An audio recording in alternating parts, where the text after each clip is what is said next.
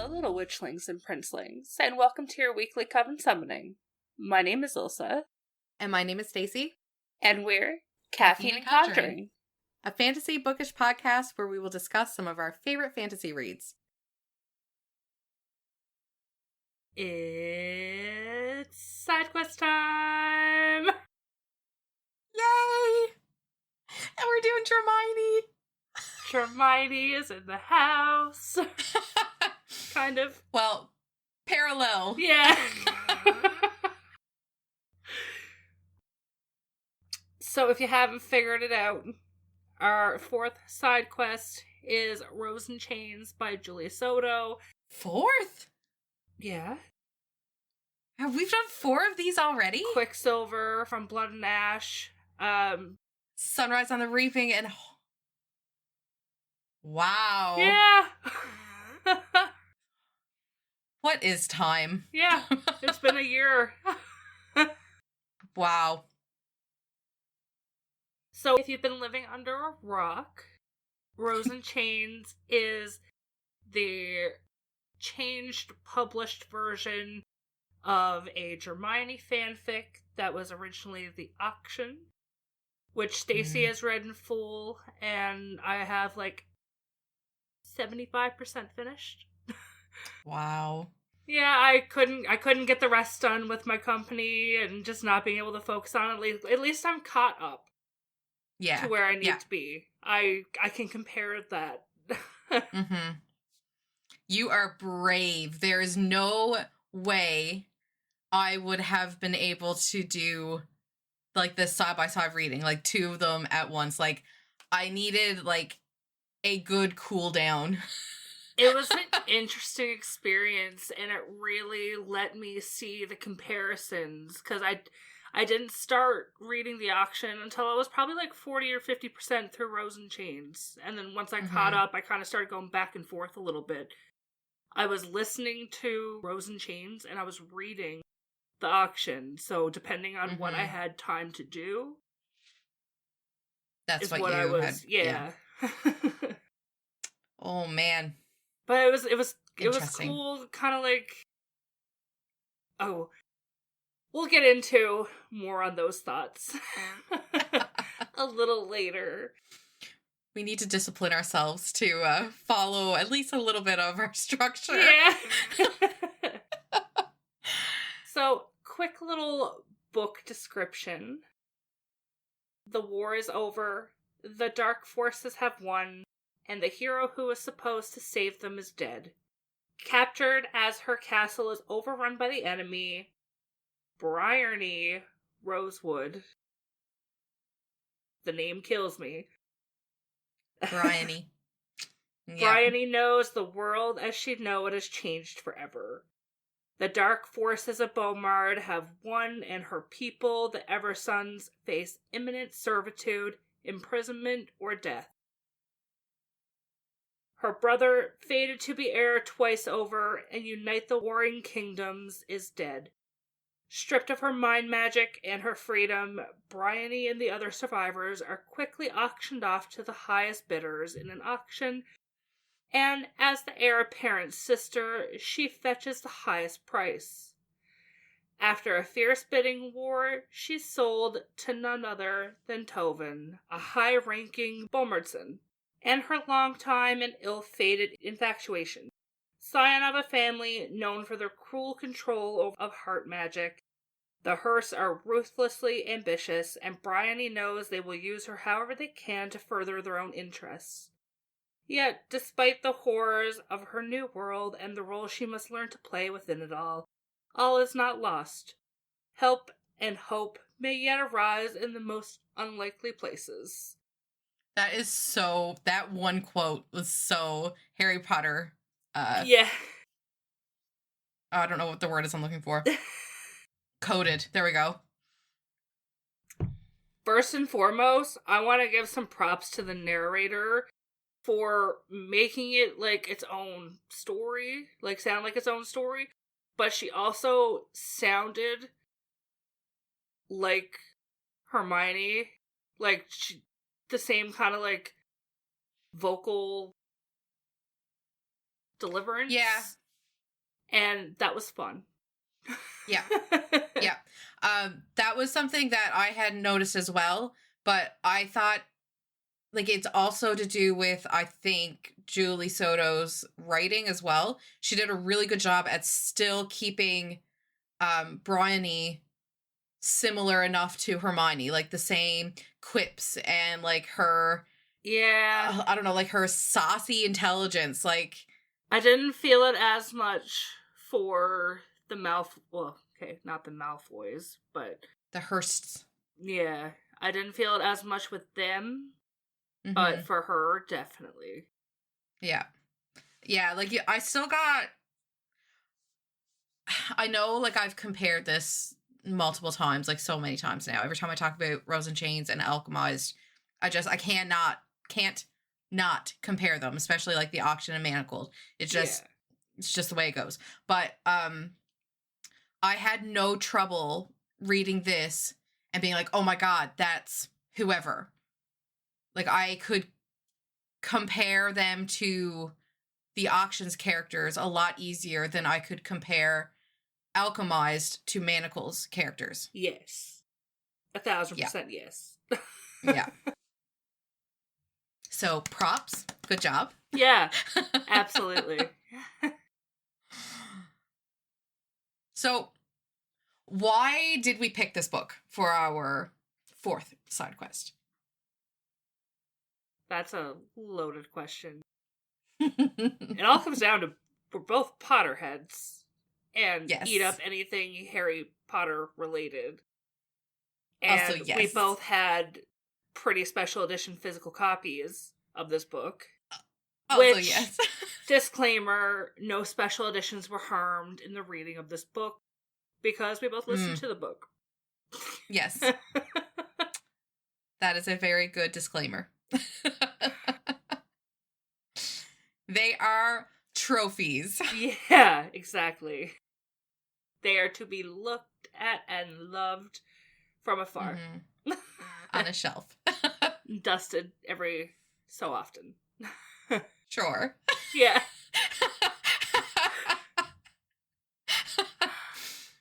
In theory, yes. You've been raving about the auction since when you convinced me to read Manacled, and I've wanted to read it, and it's just kept getting put aside.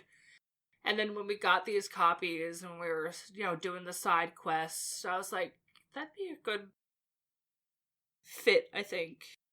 Something we both definitely would enjoy talking about and reading. And surprise, we liked it. / no surprise. Yeah. But yeah, it was a good pick. Yeah. Mm-hmm. And this probably should have started with this one, but this kind of goes without saying. Spoilers. All the spoilers. Yep. If you don't want spoilers, we are going to ruin this book. Goodbye. Just know we liked it and we recommend it. Yep. If you haven't read it, go read it and come back and give us a listen. Yeah. Indeed. So what were you expecting going into this book after previously reading the auction? And then obviously you've seen the adaptation before between Manacled and Alchemized. Yeah. Yeah. So I was expecting this to be hard to connect to because, like, I had a hard time connecting to Alchemized. And it wasn't. So I was pleasantly surprised. I expected it to be a lot different from the fan fiction.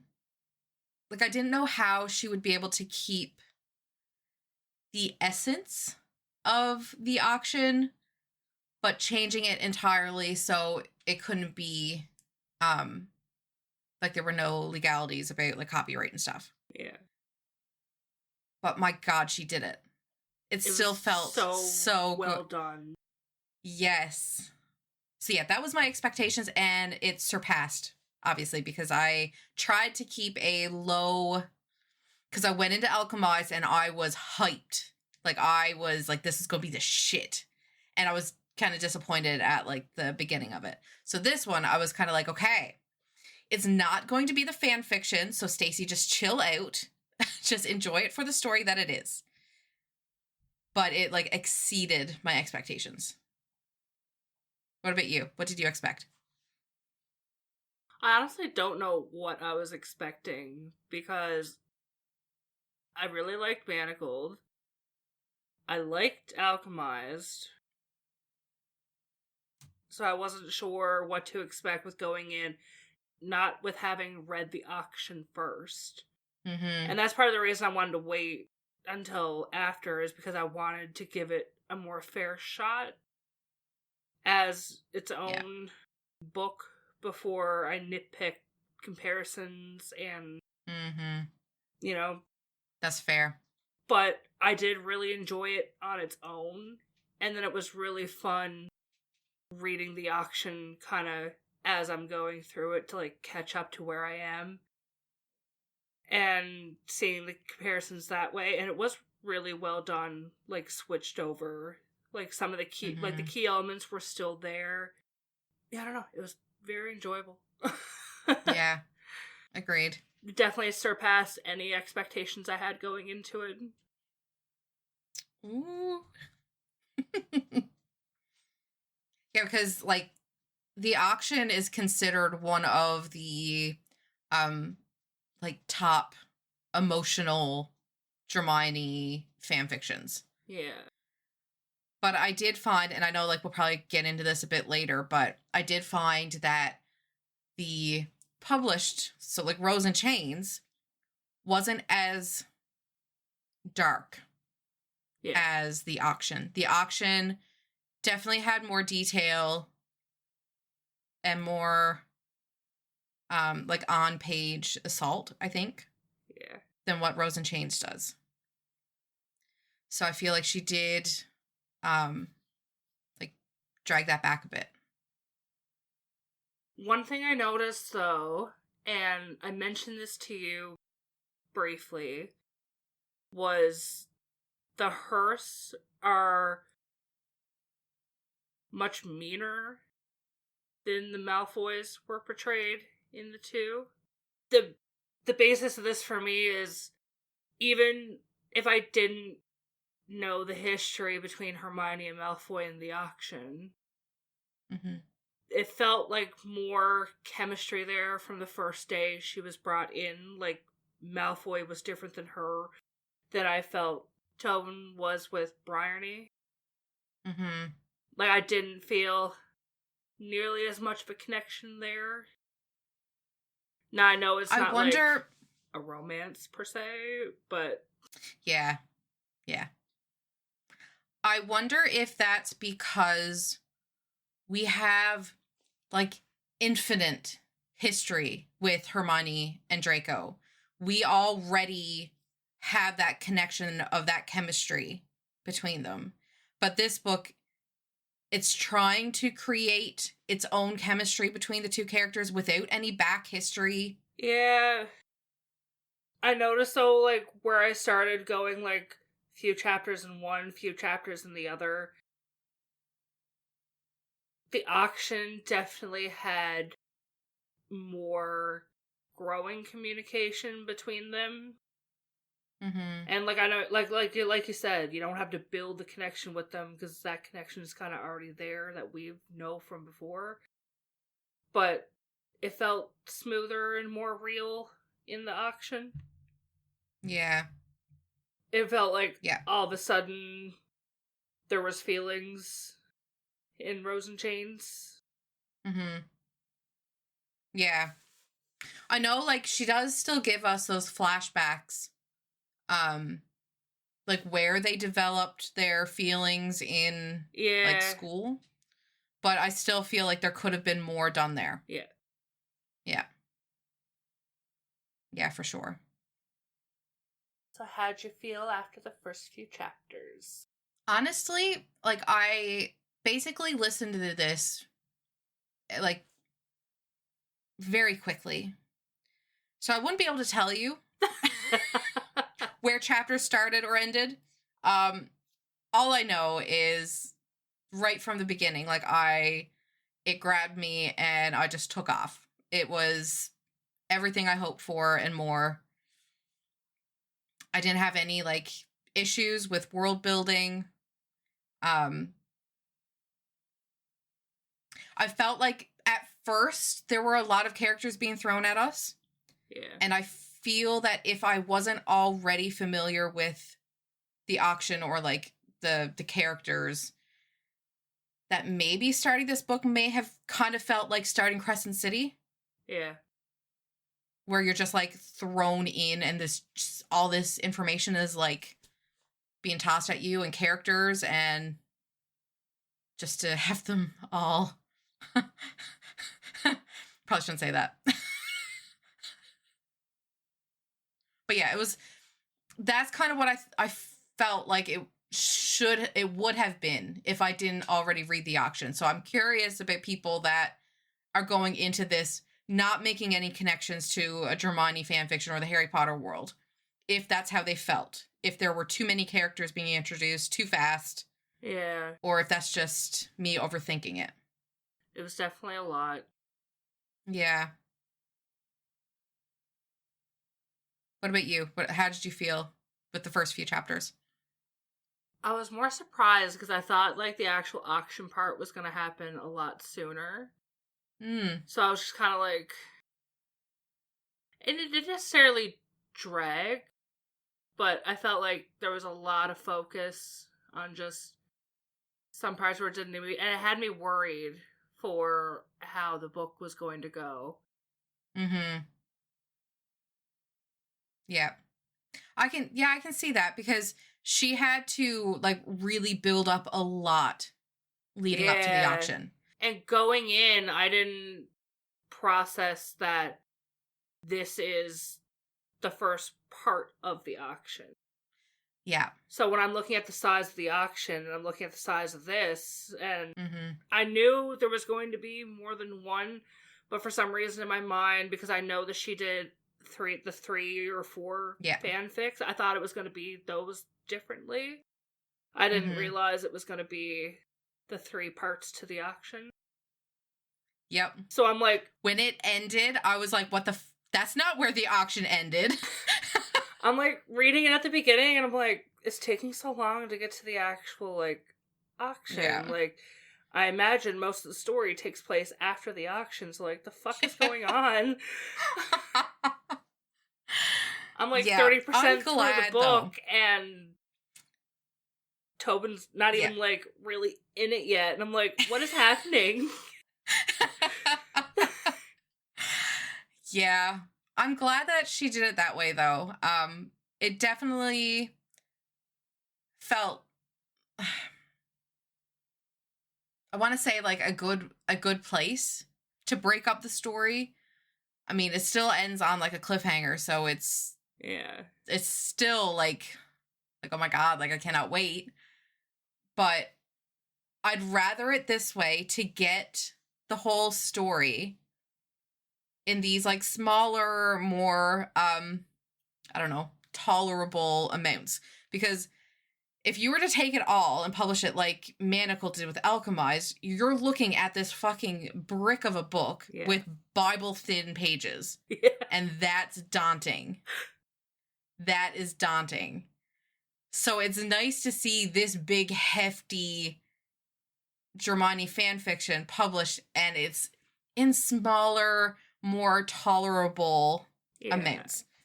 I don't know if it's a cash grab. I don't care. Manacle had the perfect opportunity to have 3 releases. Yep. Like, the 3 parts, they make good size books. People have binded their books that way. I was just going to say, there's a reason why it's done as 3 fanfiction. Like, when people bind them themselves, it's broken up into 3. And someone mentioned before that, like, they liked that it was broken up into 3 when they binded it, because when they went back and reread it again, they reread it in chronological order, and it was easier to do. Well, that would destroy me. Yeah. But I can't. Yeah. But Yeah. So that kind of answers our next question. For you, it was Yeah, I kind of think a so. hooked right away, and for me, it was kind of like a what is happening. But then, like, once the auction happened, and I started processing and going back and reading the auction as well, I was just like, yeah, okay, let's go. Mm-hmm. Yeah. It definitely hooked me right away. I didn't even get the chance to, like, worry about, because I literally had no idea where I was anyways in the audiobook. Not until I had noticed that there's only like 3 chapters left. Like, what do you mean? But yeah, I definitely didn't find it like, I mean, technically I guess it would be considered like a slow burn for like a romance book on that side of it. Yeah. But as the book in a whole, as like a fantasy, it is, I don't think it's slow. No, yeah. No, yeah. I've got to stop doing No, yeah. that. You are so Canadian. Yeah. No, yeah. Yeah, no. Yeah, yeah.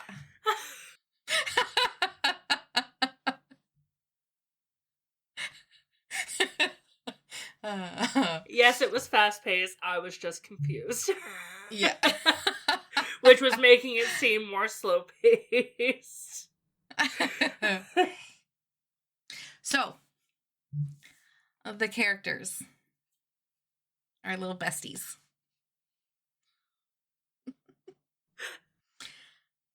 Okay, so I've got to, like, I know there's a lot of characters here, and there's a lot that I really don't remember. I was just looking at the list of characters. So there's Bryony. Yeah. Obviously, Hermione. Tovin was Draco. We've got Rory, who is Harry. technically Harry. Yeah. But is her brother in this. Yeah. Serena, who is Narcissa. Draco's mother. Yep. Orion is Lucius, right? Yeah. Cordelia is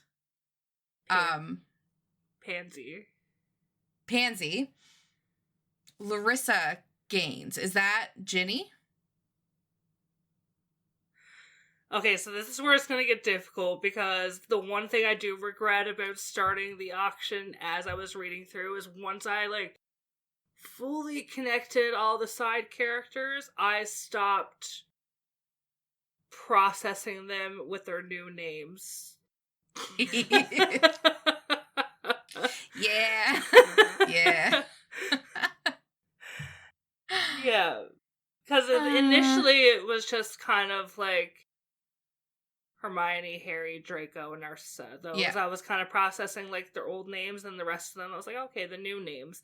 But once I started reading the auction as well, that went out the window. Hold on. Cordelia is Ginny. Because that's Bryony's best friend and Rory's beloved. Yes, and Larissa is Pansy. Larissa is Pansy. When you said the name, I'm thinking to myself, like, did I fuck that up? Right. Canning Trow. Canning is who?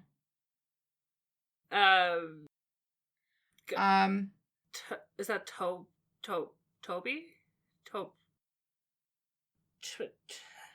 No? I don't know who you're talking about.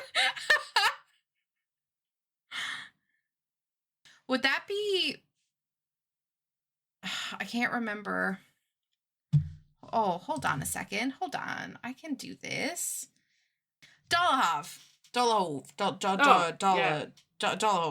Yeah. How do you pronounce it? I always say Dolohov. Dolohov. Right. That's who that is. And then we have Felicity. Felicity is probably... Hold on, I have the list up. I just gotta uncover them all because they're covered with Charlotte? spoilers. Selwyn? Angelina. Oh, Angelina. Is she the one that lost her arm? Yes. Because she is the one that escaped with... Yeah. Mallow Voldemort. Yeah. Which is so cool. Yeah, I was Gender... Yes. Yeah, okay. We're going to the bad guys here for a second. The gender swap and the whole, like, I loved her as a villain. Like, so much more than Voldemort. Yeah. Oh, like, the cold shivers I would get at, like, some of these scenes with her was just... Oh. Can I just read out this little bit about Mallow? Yeah. So, her name is Veronica Mallow. Not Voldemort. Veronica. Is the architect of Beaumard's rise and the destruction of Evermore. She's a master of heart magic, a mind reader through her bond with the dragon. Fucking cool as shit. Yeah. And a ruthless manipulator. Mallow's power is built on lies, violence, and the exploitation of others. Her psychological depth is marked by paranoia, ambition, and the inability to form true bonds. Her failure to fully bond with the dragon is both her weakness and her undoing. Yeah. Coolest villain ever. Yeah. I'm just going to say that. Impeccable job, Julie Soto, because that was great. I loved every bit of Mallow.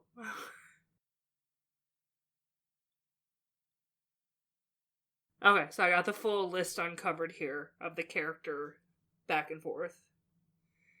So, Bryony is Hermione, Rory is Harry, Didion is Ron, Cordelia is Ginny, Sammy is George, Phoebe is Cho. I fucking hate the names. Anyways, that's a J.K. Rowling issue. Katrina is Luna, Finola is Charlie, Felicity is Angelina, Cicely is Susan, Jellica is Penelope. And I was saying Theo, not Toby.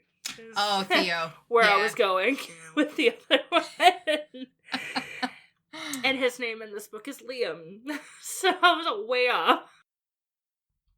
And then we have Tovin is Draco, Larissa is Pansy, Finn is Blaze, Liam is Theo, Canning is Marcus, and Colin is Greg Goyle. Probably should have said a few of those last names. And then Mallow is obviously Voldemort.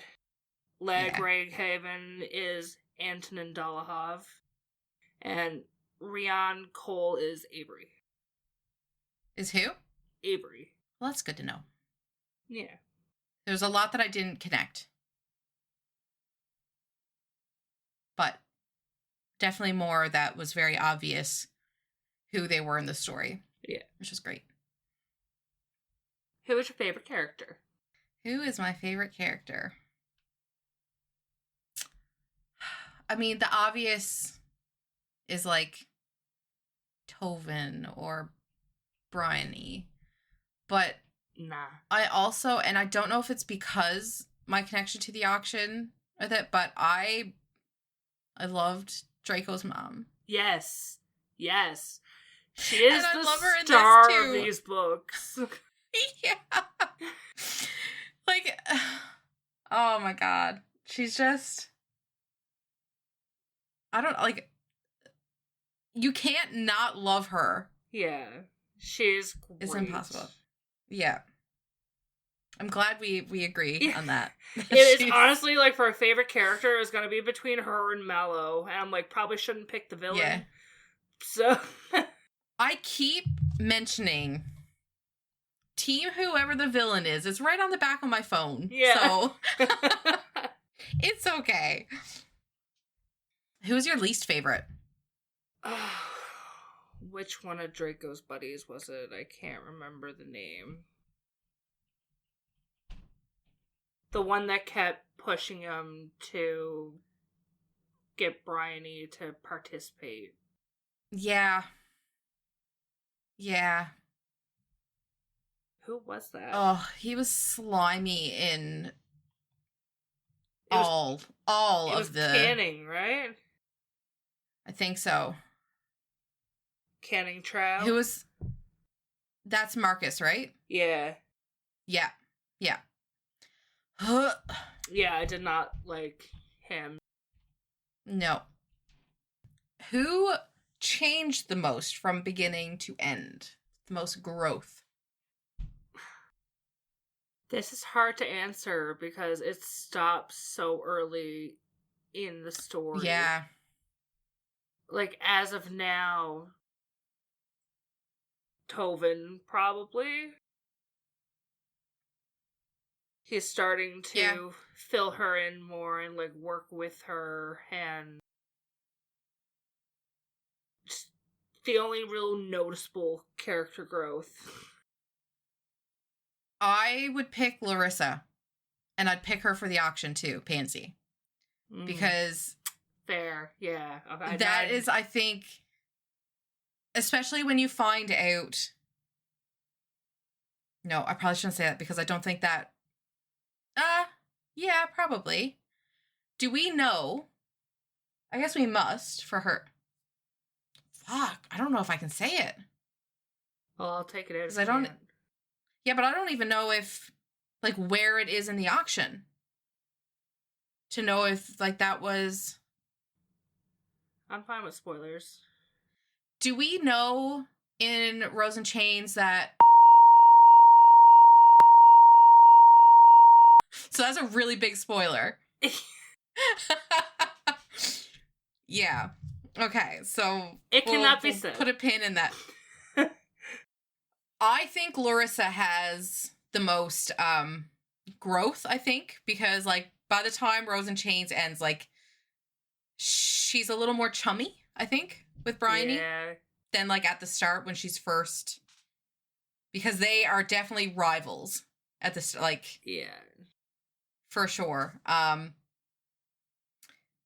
Like, especially considering, like, back in, like, their school age as well. Like, that's where it starts.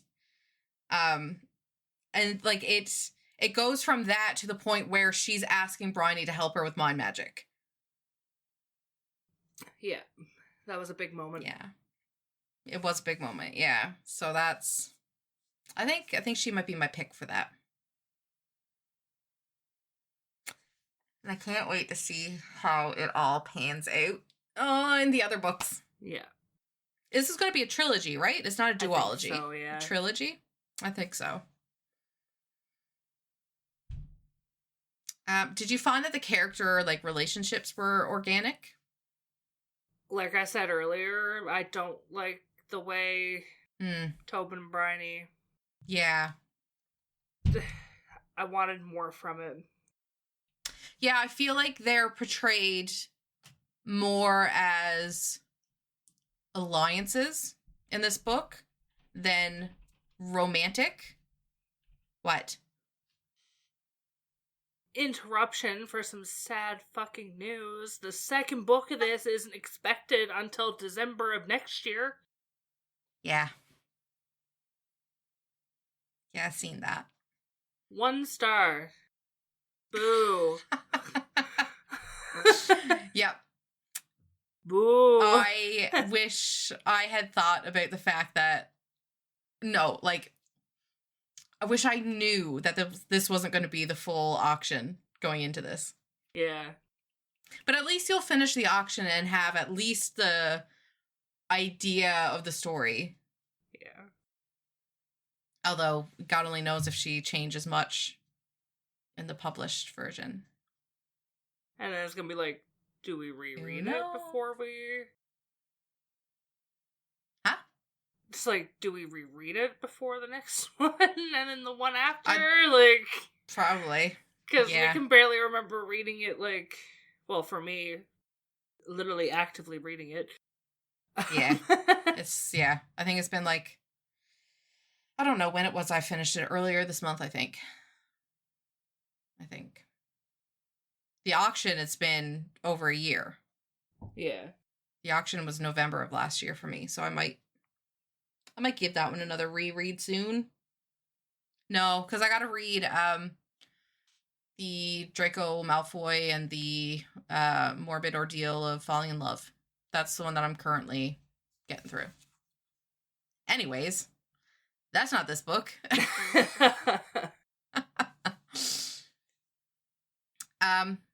I felt like there was like a lot of the relationships did feel organic. I get that with Bryony and Tovin, you don't really get that the real like romance aspect of it like you did in the fan fiction. But like I said, I felt like their relationship was being developed as more of an alliance in this one. Yeah. Like, I feel that's a good way to describe their relationship right now is an alliance. And just a lot of shared trauma. A lot of shared trauma. Yeah. Were there any standout moments for any of the characters for you? What really stood out? I always blank when you ask me this question. I need to like write this stuff down beforehand because I know it's coming. And the second it's asked, like mine's like, oh, you forget everything. The issue is that like I like devour these books and I never really think about it. And like we should be writing notes, but it doesn't come naturally to me. The main thing that sticks out in my mind from a scene from this book is when they're trying to get Larissa to play Bryony's part at Edinburgh. Edinburgh? Edinburgh? Yeah. At Mallow's get-togethers. Mm-hmm. And the way Bryony loses her shit, like she's telling off her captor and like just at like, you think I can't be convincing? Oh, Tobin, oh. And I fucking died. That scene killed me. That is like the main scene that sticks out for me. I was really intrigued by the changes she made there. Because in the fan fiction, we find out that Pansy was actually going as Hermione and doing acts in public as Hermione.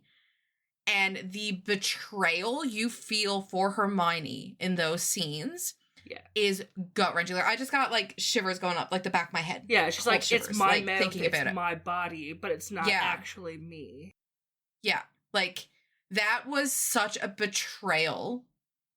And it felt like, my God, like, my heart dropped for her. Like, that whole scene of when that happened. But in this, in Rose in Chains, she didn't go as Hermione. Like, Hermione actively fights against somebody else going as her, right? Yeah. Like, so we don't get that. Yeah. In the published version, which I'm grateful for, but I feel like it had such an impact in the fanfiction. Yeah.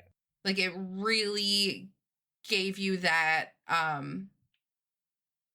don't know, that, like, fight for Hermione.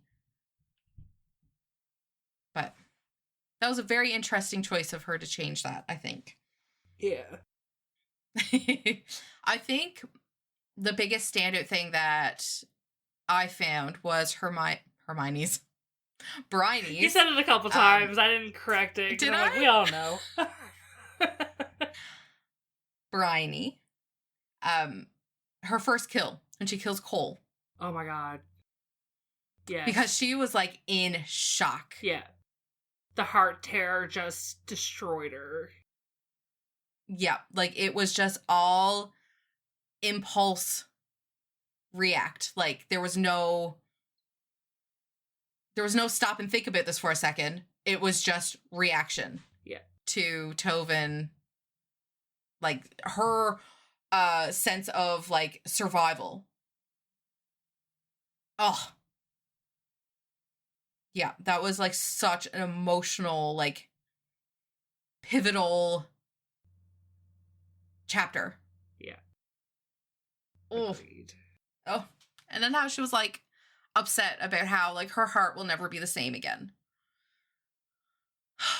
when she's asking him, like, was your first kill like this? And Mm-hmm. Yeah. Oh.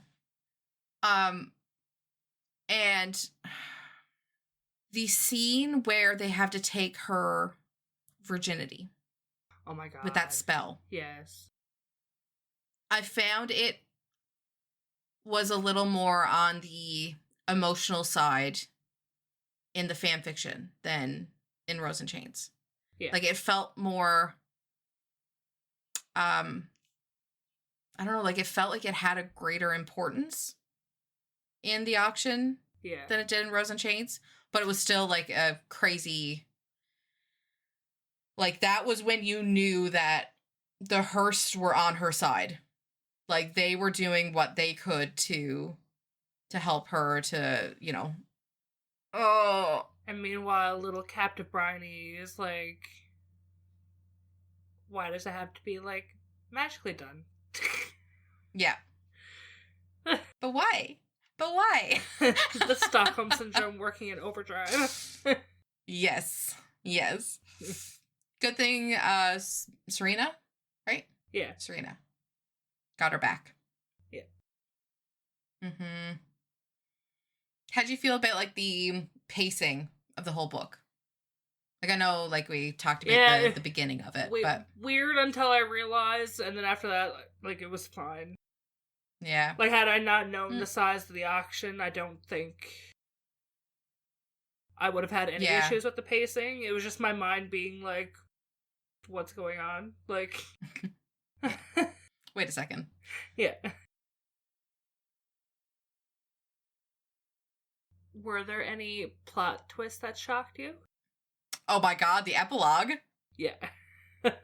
Like, what the fuck? So that's a big change from the auction, I think.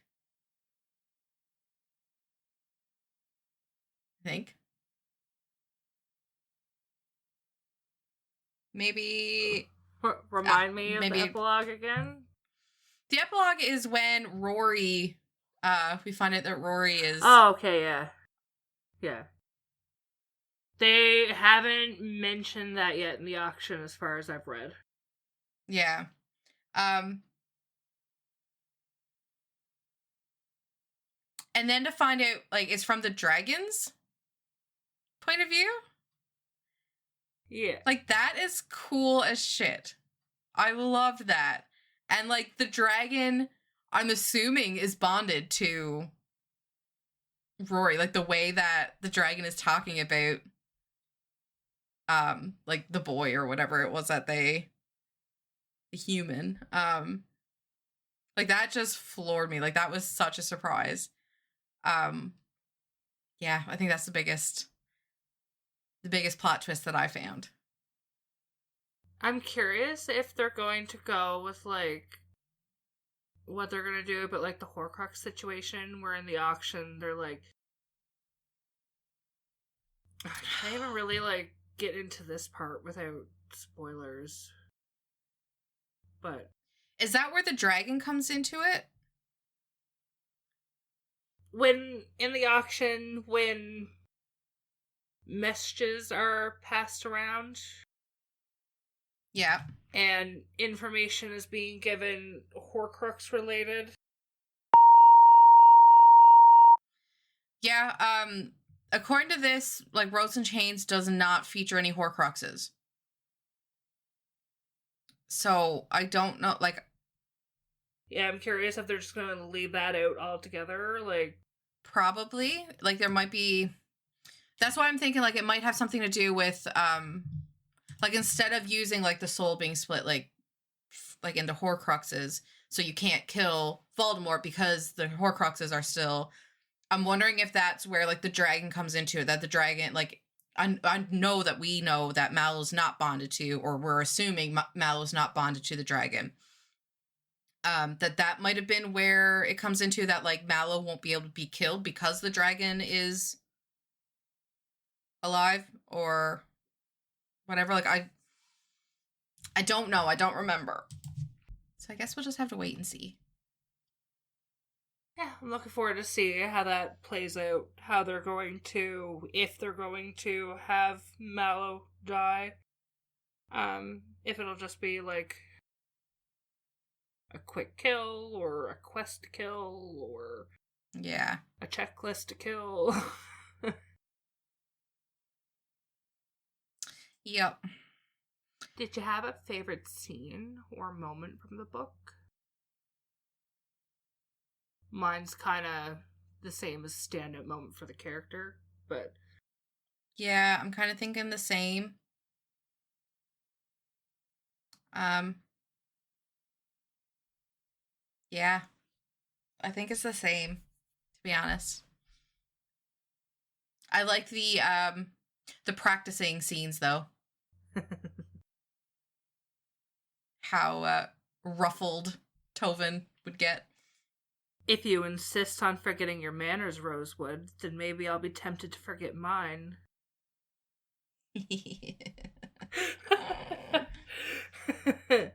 Is this the one where he says like he's not a gentleman? Or was that alchemized manacled? I don't know. I can't. Did you find that the world was immersive or like easy to picture?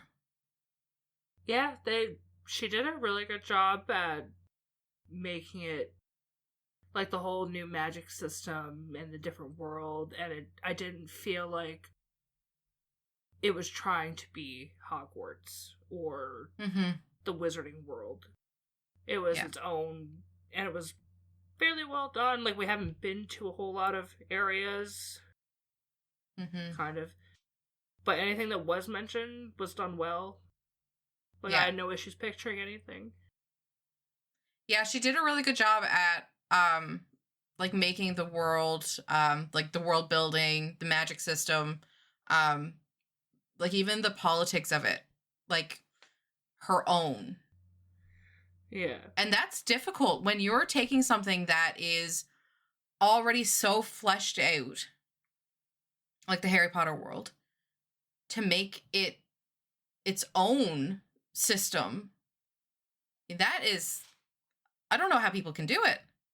Without, like, literally just changing the names and keeping everything the same. Like, she literally changed the whole magic dynamic. Yeah. The whole, like, heartstring and, yeah, mind magic. and, like, the mind magic and stuff. Like, that was so interesting. Yeah.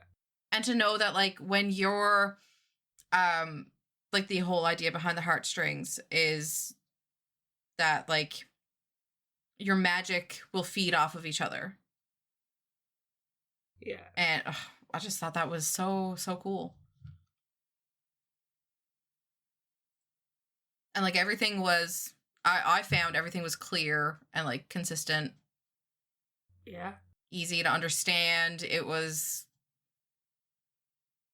I give her props on her writing abilities for that. Because this could have been big and daunting like Crescent City. But she, yeah. Was there any of the unique world building elements that you really liked? Well, I guess you said the heartstring thing. Yeah, I think that might be my pick. Do we want to talk about some themes? Some themes. Don't like to go to literature class into the themes, but a little dabble never hurts. We get obviously the same sort of theme of the chosen one in this as we get with Harry Potter, with like the prophecy of Rory versus like Harry. Yeah. That is obviously a very prominent. I do like, because like obviously Harry gets shit on by a lot of readers. But it was funny to see Rory going through school, but like he's only doing well because Bryony is, yeah, what's the word? boosting. Yeah. Yes. Yeah, when they have Bryony boosting Rory to do well, and it just made me cackle a little bit. Yeah. I also like how magic is, like, not just a tool, but it's like, it's a metaphor for, like, all the power and trauma and, like, exploitation. Yeah. Yeah. Do you think that this book handled, like, themes of, like, grief, power, loyalty, stuff like that? How do you think? Did it handle it well? I think so. You felt Yeah. everything you were supposed to. Well, I felt everything I was probably supposed to feel, maybe more. Yeah, I don't like that. That makes me feel icky.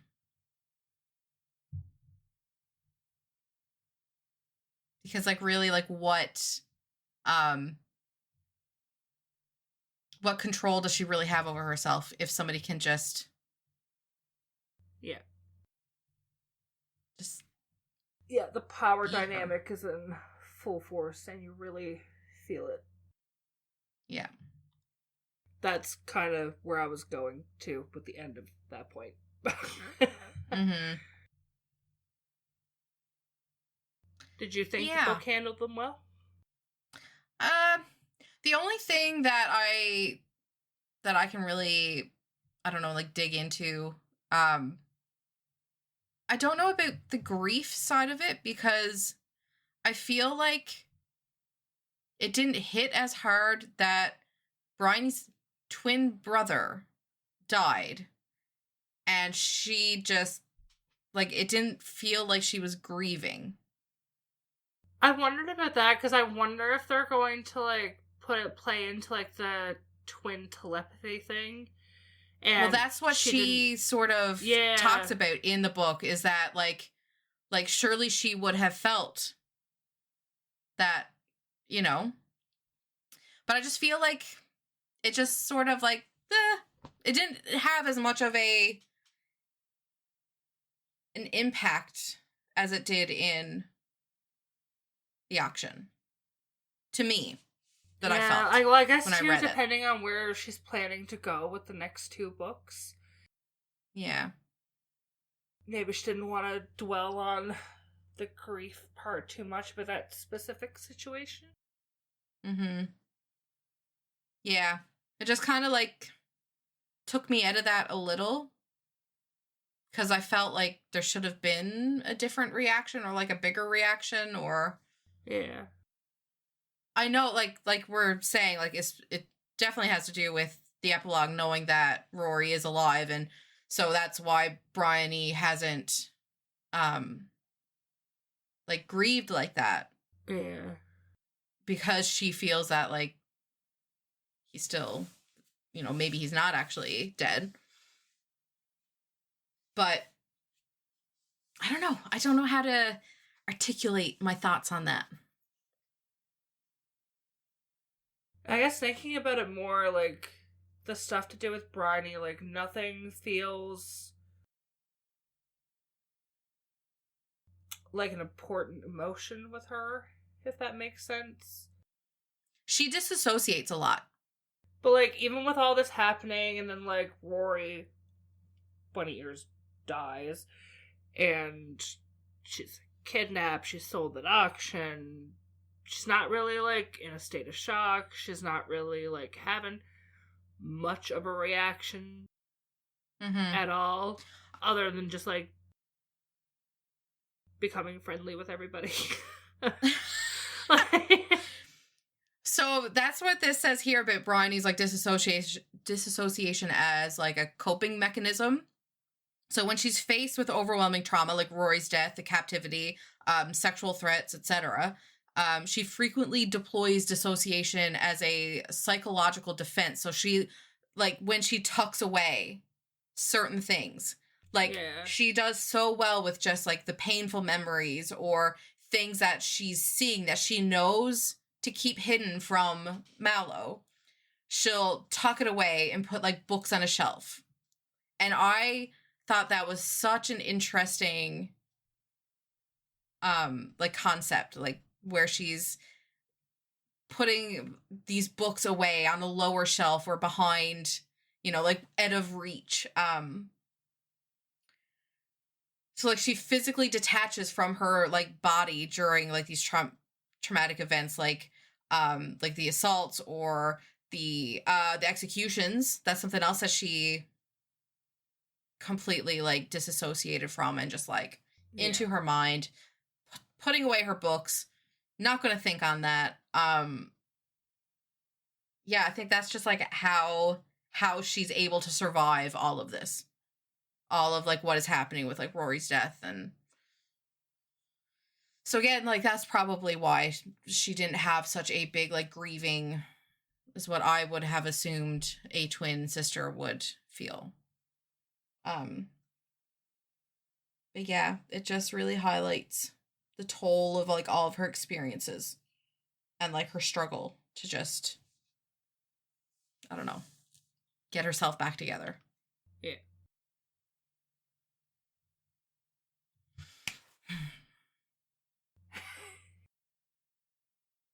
I love this book.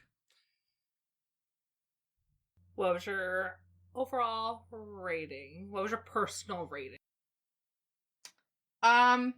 So I rated this one 5 out of 5. Like this was, like in my overall of all my favorite books this year, this hit number 3 for me. Oh, I haven't done up that list yet, but I know I read some really good books at the beginning of the year. So I don't think it'll do that well for me. Mm-hmm. But I also didn't rate it 5 stars. Oh. I rated it 4, and it's like a shiny 4. Yeah. When like I rated it, a really I couldn't good pinpoint 4. exactly why I was taking a star off, but now that we're talking about it, I think it was more so like the Bryony Tobin connection thing that just kind of brought it back a little bit for me. Yeah. Now, I still very much enjoyed very shiny 4-star, but I am a lot more giving with my 5 stars than most people. So I don't think I'm like a reliable. Would you recommend this book? And if so, yes.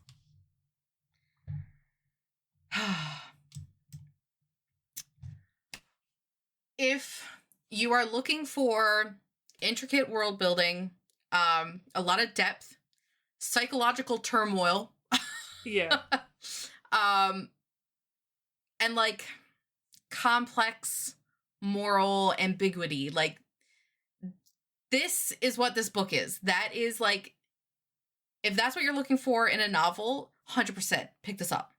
Yeah. Like, yeah. Check your trigger warnings. Yes, because there are like very dark, heavy themes. Yes. Yes. Oh boy.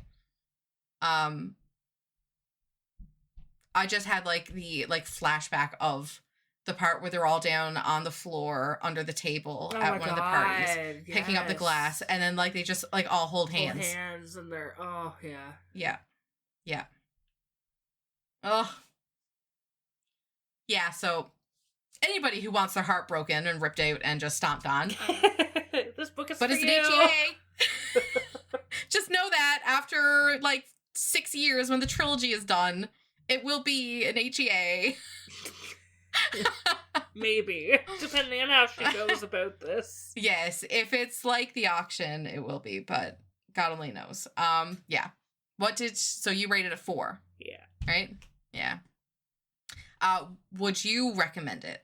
Yes. Yeah. Whether you've read Harry Potter or not, I think it was a great book. Yeah. Definitely worth the read. Yeah. Have you read anything else by Julie Soto? No, and I was going to bring that up because I want to. At least I don't think I did. I can't recall reading anything else by her, and I didn't double check to see if I did. I know I have a few in my want to read. Mm-hmm. So she wrote Forget Me Not and Not Another Love Song. Yeah, Not Another Love Song is the one that I have in my... There is a scene in that book that it lives rent-free in my brain. And if you read it... were you a band girly? Yes. Okay, I Was think you I would a band appreciate... girly? The only reason I made it through high school without having to retake years because all of my band credits boosted me over. Sick! Because I was in concert band, jazz band, and the regular music program that they had. Oh my god, you need to read that book. Because that's why I enjoyed it so much, is because, like, just the whole, like, I don't know, band, orchestra side of it all. But my god, that was such a good book. And if you read it, there's a scene with the cello that you need to read. You know, when you said there was a scene at first, I'm looking at the cover and I'm like, it's not going to have anything to do with that, right? Like, that's a big instrument. Yeah. Okay, so it's not quite, you know, there's no of cellos. But it's not like... It's not like that. All I'm thinking is that TikTok that was going around, like the trend where it was like people would like fall on the guitar and they would have like slices of meat going across the strings. That's all I pictured with you. Nope. No, I can't say I'm on that side of TikTok. Wait, how? They were everywhere. Okay, hold on. I gotta show you. Okay. I don't even know how to look for this. Like, do I just look a beef guitar? Like,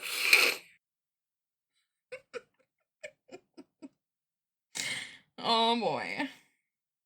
alright, I sent it to you on TikTok.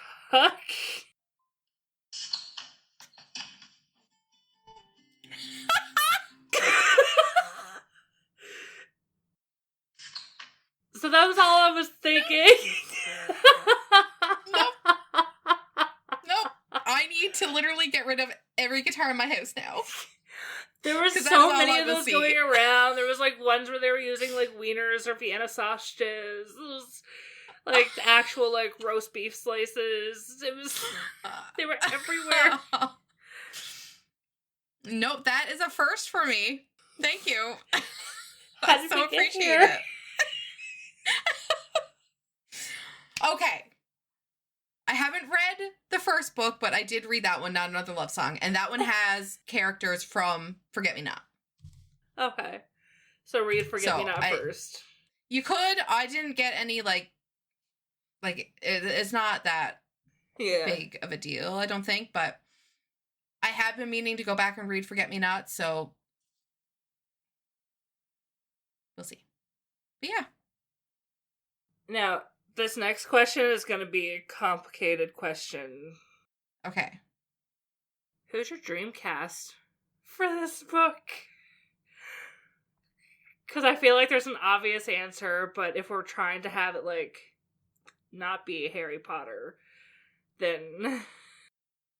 Yeah. I tried not to picture, like, when I'm reading Hermione, it's not Tom Felton and Emma Watson. Like, that is completely separate. Like, this is a totally different Draco.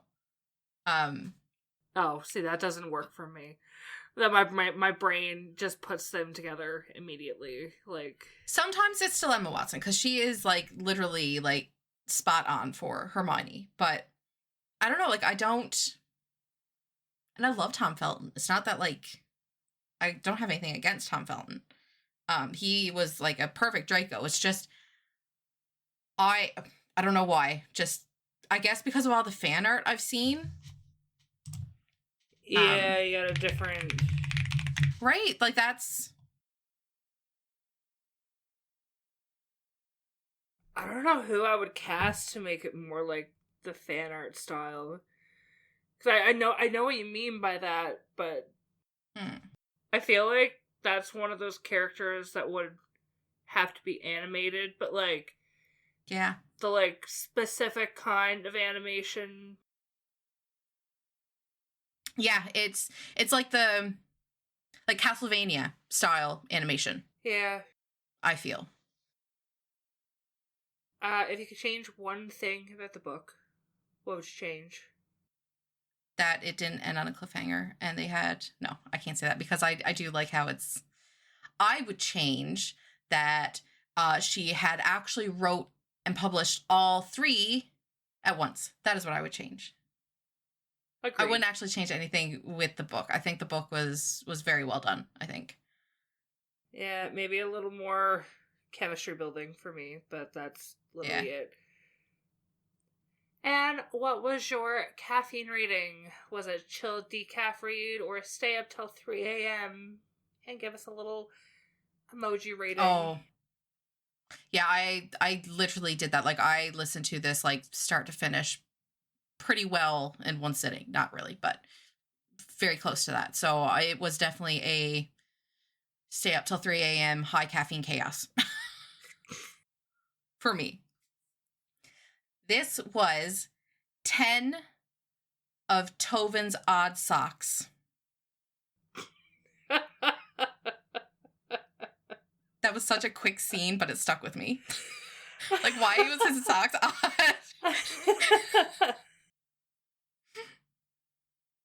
What about yours? I'll say 9. 9. I gotta hold myself back a little.